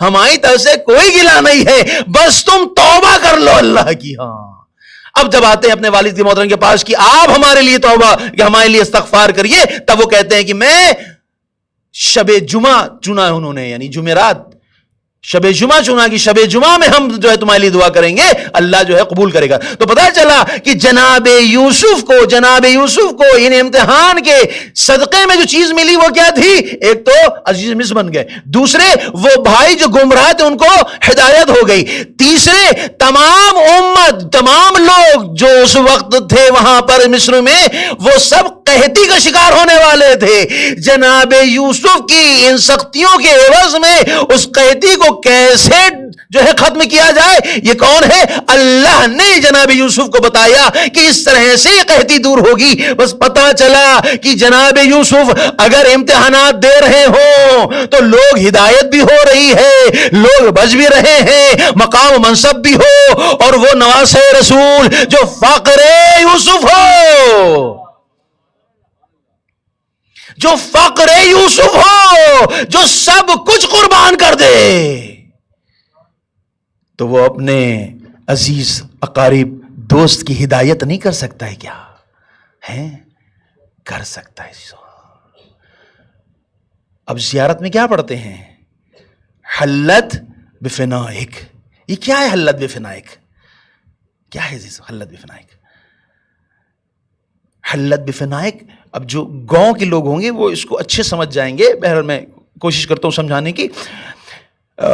ایک جگہ ہوتی ہے جس کو نارملی ہم لوگ تو آپھر بولتے ہیں، آپھر، جہاں پر جتنے بھی غلہ کٹتا ہے، گیہوں، یہ سب چیزیں اس جگہ لا کے ڈالی جاتی ہیں، ہے نا؟ یعنی جتنا بھی غلہ کٹتا ہے، جتنا بھی اناج ہوتا ہے، وہ سب ایک جگہ ہوتی ہے، اس جگہ کے اوپر لا کے ڈھیر کر دیا جاتا ہے۔ یعنی کسان اپنے تمام چیزوں کو لا کر کے مالک کے سامنے ڈھیر کر دیتا ہے۔ کوئی کہتا ہے صاحب یہ ہمارے گیہوں ہیں، کوئی کہتا ہے صاحب یہ ہماری جو ہے، کوئی کہتا ہے صاحب یہ ہمارے چنے ہیں، کوئی کہتا ہے صاحب یہ ہمارے چاول ہے، یہ تمام چیزیں دھان ہیں، یہ تمام چیزیں اس کے سامنے لا کے رکھ دیتا ہے۔ اسے کیا کہتے ہیں؟ فنائک۔ یعنی پتا چلا کہ فنا کے مطلب کیا ہے کہ جب کسان اپنی تمام تر چیزیں، اس کے پاس اب کچھ نہیں بچا ہے، سب کچھ جب مالک کے سامنے لا کے رکھ دے، کہا اس کو کہتے ہیں فنائک۔ یعنی اب پتا چلا کہ امام حسین علیہ السلام نے بارگاہ معبودی نے اپنے تمام اناج کو، تمام فصلوں کو بارگاہ معبودی میں لا کے پیش کر دیا۔ یہ اکبر کی لاش ہے، یہ قاسم کی لاش ہے، یہ اون محمد کی لاش ہے، یہ اصغر کی لاش ہے، یہ میرے بھیا عباس کی لاش ہے، یعنی سب کچھ ہم نے تیرے بارگاہ میں پیش کر دیا۔ یہ کیا کہلاتا ہے عزیزو؟ فنائے کا۔ اب سوچے ایک لمحے کے لیے جس نے سب کچھ قربان کر دیا ہو، کچھ نہ ہو جس کے پاس، یہی تو کہتے ہیں حسین آپ نے سب کچھ قربان کر دیا۔ سخت ہے واقعا۔ آپ سوچیں اللہ کے سامنے اگر سب کچھ قربان کر دے تو اللہ اسے کچھ نہیں عطا کرے گا؟ ہے یقین اللہ عطا کرے گا۔ حسین نے اللہ کے لیے ہی پورا گھر لٹا دیا۔ بتایا نا کہ جب رسول خدا نے امام حسین السلام سے اس محضر نامے کی بات کی اور کربلا کی بات کی، تو رسول خدا امام حسین سے کہتے تھے کہ دیکھو تمہارا بھائی شہید کیا جائے گا، کا قبول ہے، بیٹا شہید کیا جائے گا، قبول ہے، عزیز و قریب شہید ہوں گے، قبول ہے۔ تمام قبولیت کے بعد جب رسول خدا نے کہا کہ تمہارے بہنوں کے سر سے چادر چھینی جائے گی، تاریخ میں لکھا ہے کہ حسین کانپ گئے قسم سے، کہنے لگے نانا اے نانا کیا یہ اشکیا ہماری بہنوں کی چادریں چھین کے لے جائیں گے؟ کہا ہاں بیٹا تمہاری بہنوں کی چادریں چھین جائے گی۔ پھر امام پوچھتے ہیں کیا یہ ہمارے سامنے ہوگا؟ رسول فرماتے نہیں بیٹا یہ تمہارے سامنے نہیں ہوگا، یہ تمہاری شہادت کے بعد خیام پر حملہ کر دیا جائے گا، ان سب کی چادریں چھینی جائیں گی، تمہارے زیورات کو لوٹا جائے گا، تمہارے تبرکات کو لوٹا جائے گا۔ حسین کی بڑا سخت تھا کہ زینب ام کلثوم کی چادریں حسین کے سامنے چھنے، لیکن ذرا سید سجاد سے پوچھئے، جب کسی نے پوچھا مولا اے مولا یہ بتائیے کہ سب سے زیادہ آپ کو اذیت کہاں ہوئی، اذیت سب سے زیادہ کہاں ہوئی ہے، تو مولا کیا کہتے تھے؟ مولا کہتے تھے شام، الشام، الشام۔ کسی نے پوچھا مولا شام میں کیا تھا؟ کربلا میں تو آپ کا چچا مارا گیا، کربلا میں تو آپ کا بھائی قاسم پامال کیا گیا، کربلا میں ہی آپ کا 6 ماہ بھائی کے تیر سے شعبہ لگا، کربلا میں ہی آپ کا بابا مارا گیا۔ ارے شام میں کیا تھا؟ کہا شہادت ہماری میراث ہے، لیکن شام میں اینا برداری کری گئی تھی تاکہ جب اہل حرم کو نکالا جائے جو نہ دیکھ سکتا ہو وہ بھی دیکھ لے۔ اللہ حاجز ہو، یہ وہ ایام چل رہے ہیں کہ جس میں اہل حرم کو اسیر کر لیا گیا، ہاتھوں میں ہتکڑیاں ہیں، پیروں میں بیڑیاں ہیں، گلے میں خاردار طوق ہے۔ جیسو آپ بتائیں، ایمان سے بتائیں کہ جس کے گلے میں خاردار طوق پڑی ہو تو وہ گردن نیچے نہیں کر سکتا، جیسو نیچے نہیں کر سکتا کیونکہ جب بھی نیچے کرے گا نا، ارے خار اس کے گلے میں چبھنے لگے گے۔ لیکن مختل میں لکھا کہ سید سجاد ارے کبھی اپنی گردن نیچے کرتے تھے، کبھی اوپر کرتے تھے، کبھی نیچے کرتے تھے، کبھی اوپر کرتے تھے۔ کسی نے پوچھا کہ سید سجاد یہ بتاؤ کہ کبھی اپنے سر کو اوپر کر رہے ہو، کبھی نیچے کر رہے ہو، آخر بات کیا ہے؟ جب سر اوپر کرتا ہوں تو ماں اور بھوپیا کھلے سر نظر آتی ہے، اور جب سر نیچے کرتا ہوں تاکہ میں نہ دیکھ سکوں تو یہ خاردار تو ارے ہمارے گلے میں چپتی ہے۔ حج کمل اللہ حاجز ہو، اس قافلے کو لے جایا جا رہا ہوتا ہے۔ آپ دیکھیں ابھی عاشور میں کہ جو ننگے پیر لوگ ہوئے تھے وہ کیسے اپنے محسوس کر رہے تھے اس تماطت آفتاب کو، پیر جلنے لگے تھے جیسو ہے نہیں، لیکن ہماری مسافت تھوڑی سی تھی، گاڑی میں بیٹھے، گاڑی پار کی، فوراً بھاگتے ہوئے اندر چلے گئے۔ لیکن سید سجاد سے پوچھو، ارے کربلا سے کوفہ تک تمازت آفتاب جسم کو جھلسائے دے رہا ہے، ہاتھوں میں جو لوہے کی ہتکڑیاں بیڑیاں پڑی ہیں، ارے اتنا گرم ہو رہی تھی کہ امام سجاد کہتے ایسا لگتا تھا ہماری جان جلی جا رہی ہے۔ امام کہتے تھے ہماری جان جلی جا رہی ہے۔ ایک مرتبہ جب اس قافلے کو ایک مقام پر روکا گیا تو جناب سجاد کی عجیب کیفیت تھی، آ کر کے پھوپھی اماں کے پاس کہتی ہے بیٹا سجاد یہ بتاؤ کہ آخر کیا بات ہے، چہرے کا رنگ زرد کیوں ہو رہا ہے؟ کہ پھوپھی اماں تمازت آفتاب اتنی ہے کہ ہتکڑیاں بیڑیاں جلائے دے رہی ہمارے جسم کو۔ ایک مرتبہ بی بی نے تمام بیبیوں کو بلایا اور زینب نے کہا آؤ اور اس کا حلقہ کر لو، شاید تھوڑا سا سکون مل جائے۔ بیبیاں آئیں، امام سجاد کا حلقہ کر لیا۔ جب حلقہ ہو گیا اور امام پر سایہ پڑنے لگا تو ایک مرتبہ شمر دیکھا کہ آخر یہ عورتوں نے حلقہ کیوں کر لیا۔ آگے بڑھا تازیانہ لہراتا ہوا، کہتا ہے کہ آخر ماجرا کیا ہے؟ جناب زینب کہتی ہے ارے میرے سید سجاد ارے تمازت آفتاب کی وجہ سے ہتکڑیاں بیڑیاں ارے اس کے وجود کو جلا رہی ہے، لہذا ہم نے اپنے احسار میں لے لیا ایک مرتبہ ملون تازیانہ اٹھاتا ہے ہر بی بی کے۔ ارے میں نہیں چاہتا کہ سید سجاد کو سکون ملے، میں چاہتا ہوں سید سجاد عزیزو کتنا سخت مرلمہ ہوگا وہ کہ جب یہ قافلہ چلا ہوگا۔ عزیزو روایت میں لکھا ہے کہ جب 11 محرم سے یہ قافلہ چلا تو کوفے یہ شام میں پہنچ گیا، اور شام میں کہا کہ سب اس کو وارد نہیں ہونے دیا جائے گا، صبح کا انتظار کیا جائے۔ کوفے کو سجایا جائے.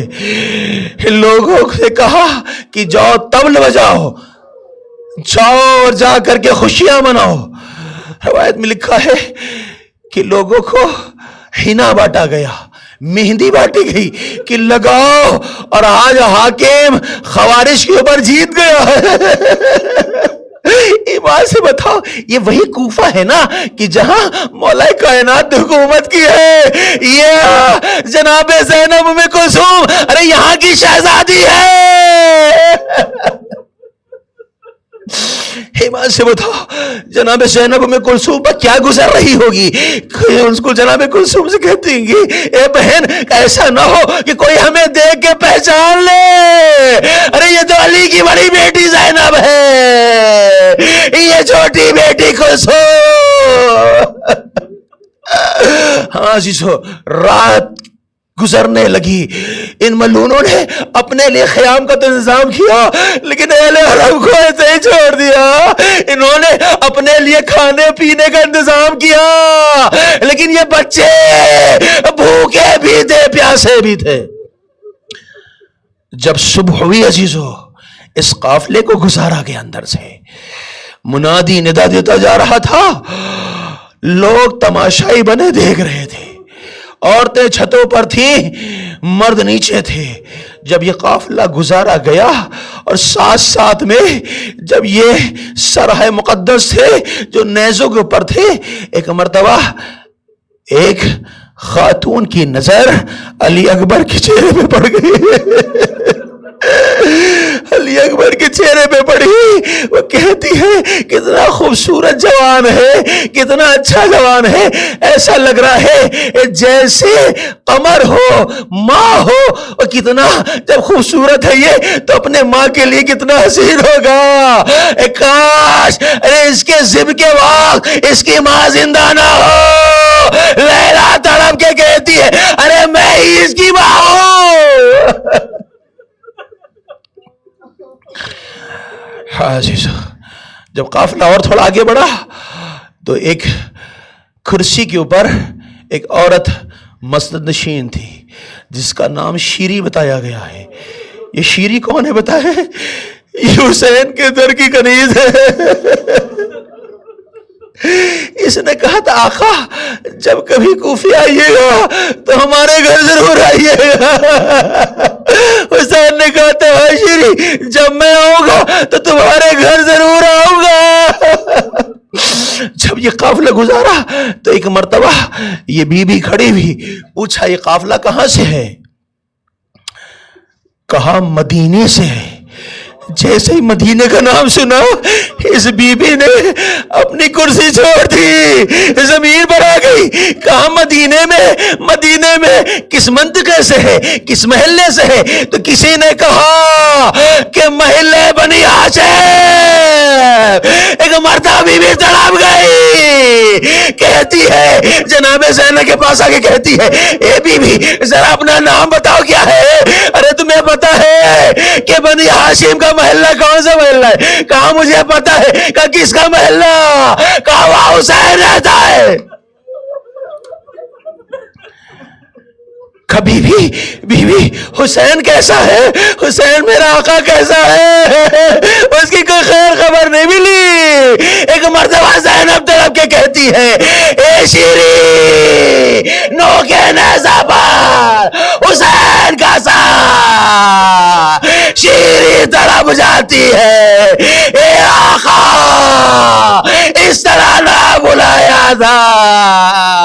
زینب کہتی ہے اے شیری میں زینب ہوں، یہ کلثوم.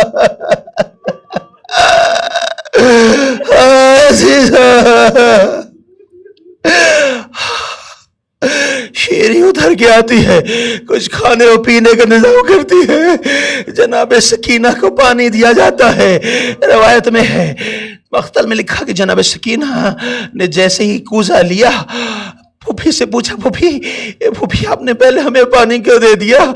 جناب زینب کہتی بیٹا جب سے چھوٹی تو تم بہت پیاسی ہو بیٹی, تمہارے بہت پپڑی آئے ہوئے ہیں, حلق سوکھی ہے, بیٹا تھوڑا پانی پی لو. ایک مرتبہ اس نے لیا اور ایک چند قدم چلنا شروع کر دیا. جناب زینب پوچھتی ہے بیٹی کہاں جا رہی ہو؟ کہا پھوپھی اماں, ارے ہم سے چھوٹا اصغر, ہم سے زیادہ پانی کی اس کو ضرورت ہے. زینب نے سکینہ کو گلے سے لگایا, اے بیٹی سکینہ, دادی فاطمہ نے اسے سیراب کر دیا, بیٹی تم پانی پی لو.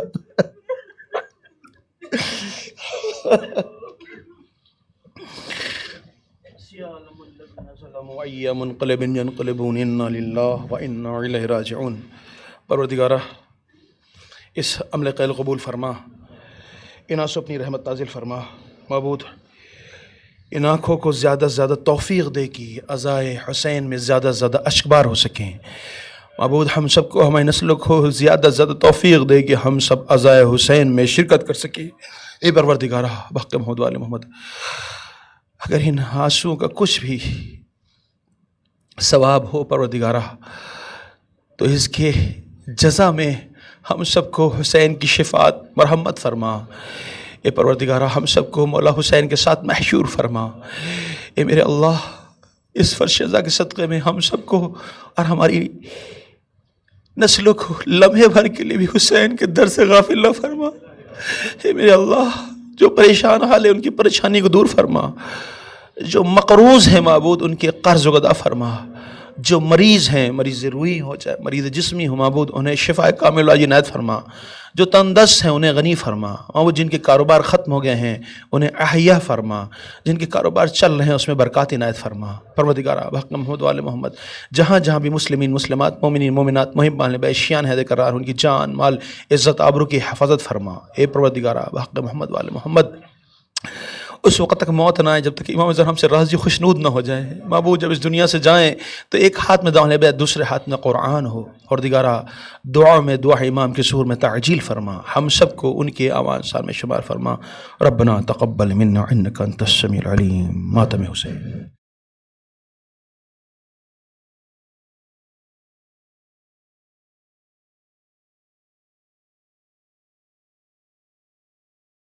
سیدہ کونین کو پرسہ دینے کے لیے برپا کیا گیا تھا دربار معصومین میں.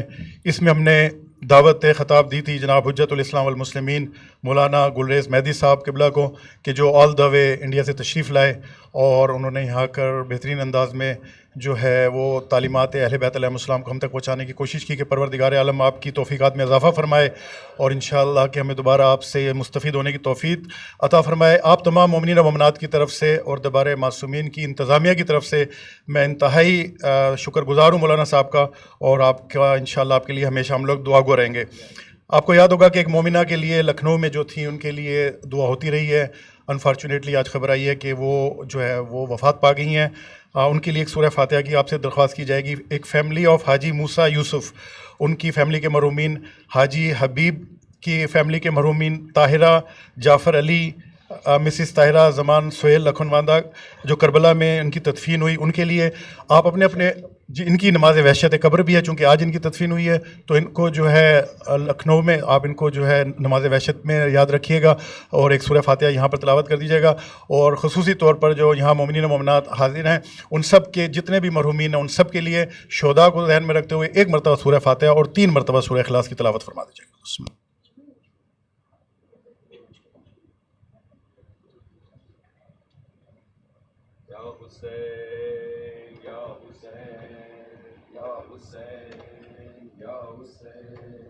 یا حسین یا حسین جب تک تو رہا زندہ بھیا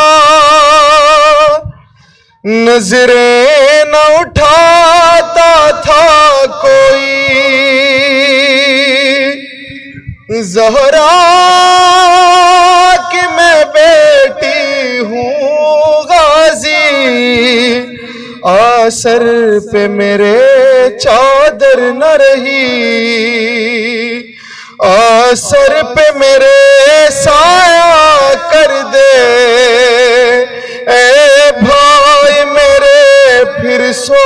जाना अब्बास अब्बास, जाती है बहन अब बेपर्दा अब्बास अब्बास, जाती है बहन अब बेपर्दा।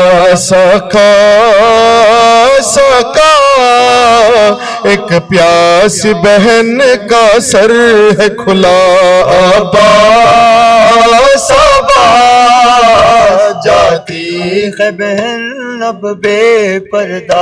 जब शीश गिरे बिन हाथों के भैया मेरे मुंह के बल थे पड़े, करवट भी बदलना मुश्किल था, फिर भी न किसी से लब खोले, हालत तेरी देखे कौन भला, हालत तेरी देखे कौन भला, सका है बहन को ये सदमा अब्बास अब्बास, जाती है बहन अब बेपर्दा अब्बास अब्बास, जाती है बहन अब बेपर्दा।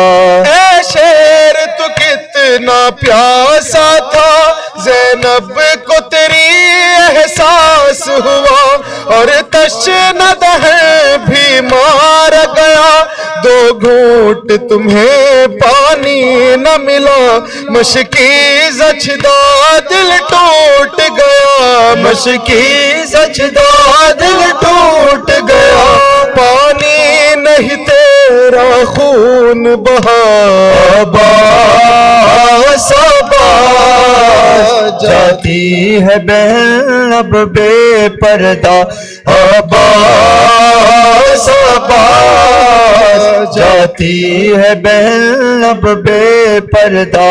थी तेरी कता भी कोई नहीं, और सर पे तुम्हारे गुर्ज लगा, बहने रोती है ये कहकर भैया को मेरे किसने मारा, संभला न गया तुमसे जी पे, संभला न गया तुमसे जी पे, सर खून में तेरा डूब गया अब्बास अब्बास, जाती है बहन अब बेपर्दा अब्बास अब्बास, जाती है बहन अब बेपर्दा।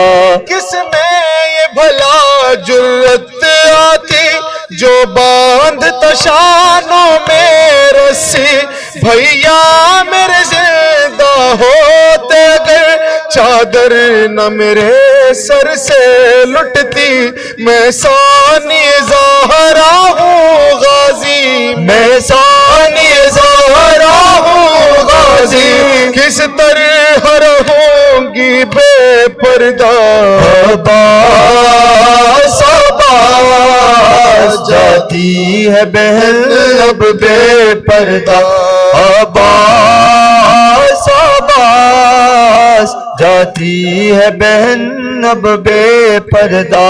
रेहान मुबारक ज़ैनब का परदेस में यूं घर बार लुटा, भाई परदेस में मार गए, शाना बंध पर लूट गया, मकतल में 14 सदी से, मकतल में 14 सदी से है फातिमा ज़हरा पर नोहा अब्बास अब्बास, जाती है बहन अब बेपर्दा अब्बास अब्बास, जाती है बहन अब बेपर्दा। सका सका एक प्यास बहन का सर है खुला।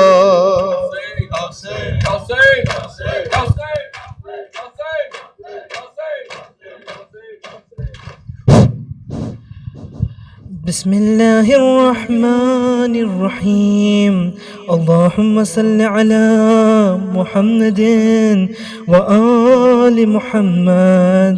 السلام عليك يا رسول الله، السلام عليك يا نبي الله، السلام عليك يا علي بن أبي طالب أمير المؤمنين، السلام عليك يا فاطمة الزهراء سيدتي نساء العالمين، السلام عليك يا خديجة الكبرى أم المؤمنين، السلام عليك يا أبا محمد الحسن، السلام عليك يا أبا عبد الله الحسين، السلام عليك يا علي بن الحسين زين العابدين، السلام عليك يا محمد بن علي الباقر، السلام عليك يا جعفر بن محمد الصادق، السلام عليك يا موسى بن جعفر القاظم، السلام عليك يا علي بن موسى الرضا، السلام عليك يا محمد بن علي التقي، السلام عليك يا علي بن محمد النقي، السلام عليك يا حسن بن علي الأسكري، السلام عليك يا حجة الله، السلام عليك يا صاحب العصر والزمان، السلام عليك يا شريك القرآن، السلام عليك يا إمام الإنس والجان، سيدي أجل الله تعالى فرجك وسهل الله تعالى مخرجك وزهورك ورحمة الله وبركاته. بسم الله الرحمن الرحيم. اللهم كن لوليك الحجة ابن الحسن صلواتك عليه وعلى آبائه في هذه الساعة وفي كل ساعة وليا وحافظا وقائدا وناصرا ودليلا وعينا حتى تسكنه أرضك توعا وتمتعه فيها طويلا. اللهم جزاكم الله خير.